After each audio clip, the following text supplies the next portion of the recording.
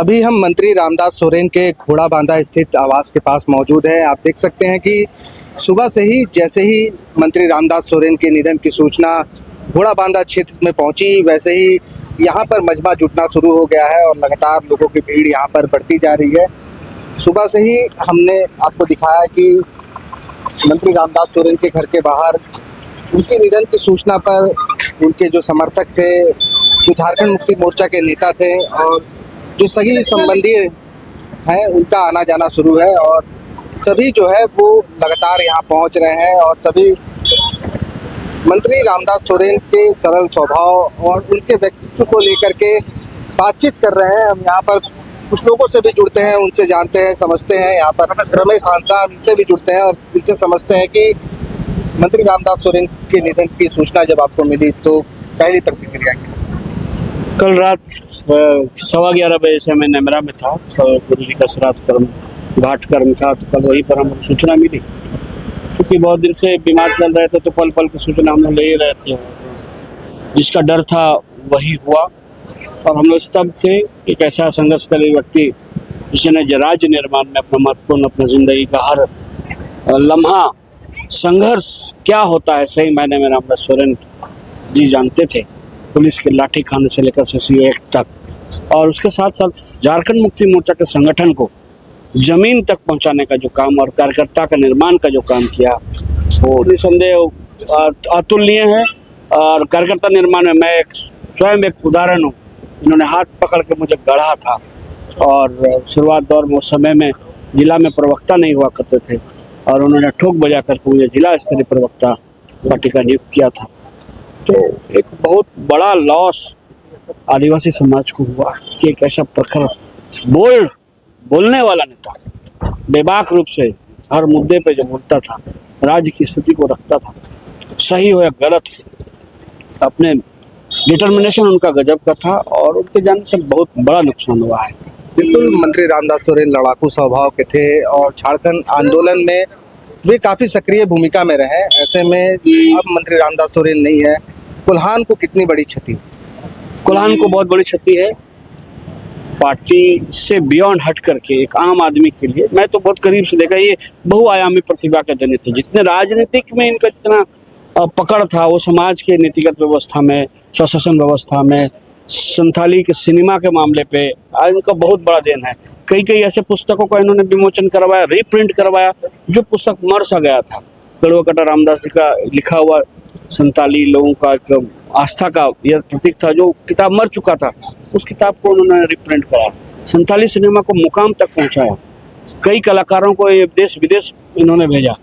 तो निसंदेह इनका जो बहुआयामी जो प्रतिभा थी बहुत कम राजनीतिकों में मिलती है जो रामदास सोरेन जी। चलिए ठीक है, क्योंकि घोड़ा बांधा में ही उनका जन्म हुआ और घोड़ा बांधा से ही उन्होंने अपने राजनीतिक करियर की शुरुआत की। यहाँ पर वे सबसे पहले ग्राम प्रधान के रूप में उन्होंने अपने राजनीतिक करियर की शुरुआत की, जिसके बाद वे लगातार पंचायत सचिव और विभिन्न पदों पर आगे बढ़ते गए। हम कुछ और लोगों से भी जुड़ते हैं, उनसे भी समझते हैं। मंत्री रामदास सोरेन कैसे व्यक्तित्व के थे? थोड़ा व्यक्तित्व उनका बहुत अच्छा था, काफ़ी अनुभवी थे, काफ़ी धैर्य था उनके अंदर, संगठन के प्रति भी बहुत वो जागरूक थे। और सबसे बड़ी बात ये थी कि मेरा नाम अमृत श्रीवास्तव है, हमारा भी उनसे बहुत अच्छा संबंध रहा है। हम पार्टी के जेएमएम के नगर अध्यक्ष, नगर सचिव भी रहे। हर बार उनका हमको मार्गदर्शन मिला है।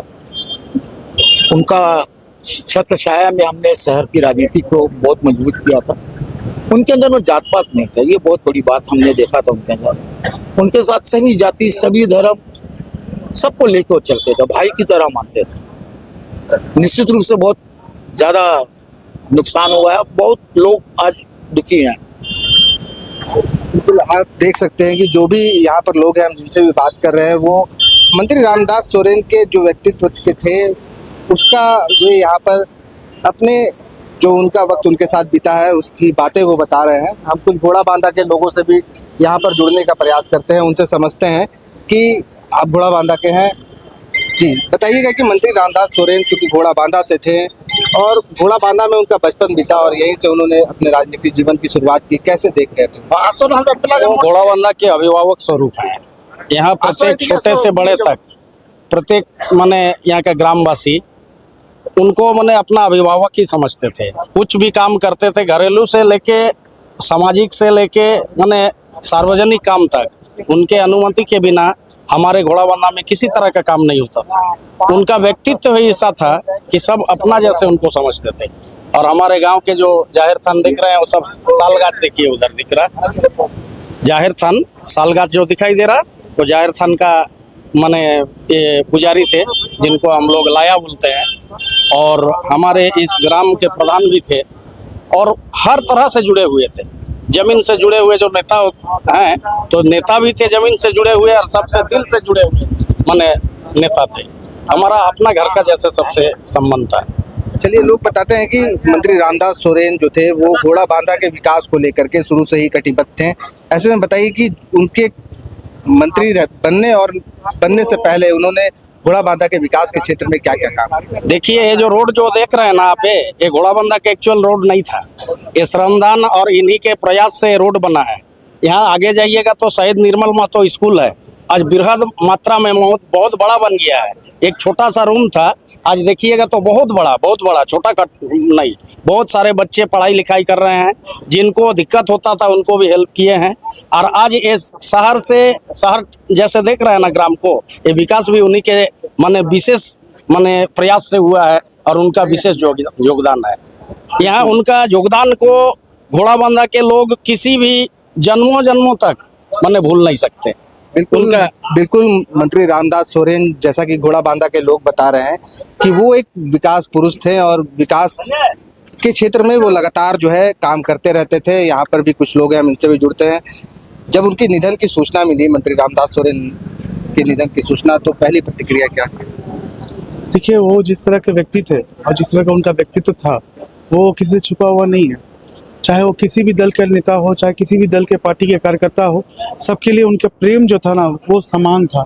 और उन्होंने जो काम किया है, जिस प्रकार से वो निचले लेवल से आज मंत्री बने हैं, वो अपने में एक इतिहास है। उन्होंने जिस प्रकार से जल जंगल जमीन के लिए लड़ाई लड़ी और हमारे गरीब आदिवासियों की लड़ाई को हिम्मत दिया, वैसे व्यक्तित्व को आज हमने खो दिया है।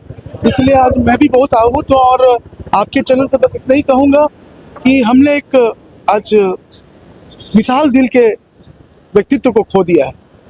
बिल्कुल, मंत्री रामदास सोरेन जो थे वो विकास पुरुष तो थे ही, लेकिन इसके साथ ही जो है अपने क्षेत्र के लोगों के दिलों में बसते थे।